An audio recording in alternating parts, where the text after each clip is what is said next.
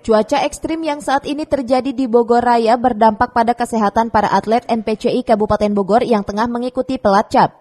Salah satunya saja di cabang olahraga catur. Akibat pancaroba banyak dari atlet catur yang kondisinya kurang sehat. Hal ini dikatakan langsung oleh sang pelatih. Saat ini kondisi atlet sudah mulai membaik meski masih ada beberapa atlet yang sakit. Mereka sudah ditangani dan diistirahatkan sementara. Meski begitu, pelacap catur tetap berjalan dan tidak mengalami kendala serius.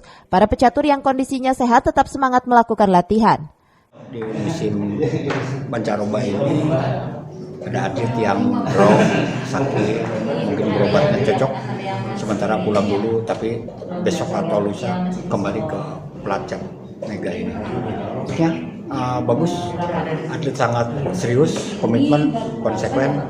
Tiap jadwal latihan selalu hadir. Bahkan kita punya jadwalan tersendiri, merupakan latihan pagi dan sore selalu absen, selalu hadir. Dari Megamendung, Kabupaten Bogor, Cevi Suryadi melaporkan.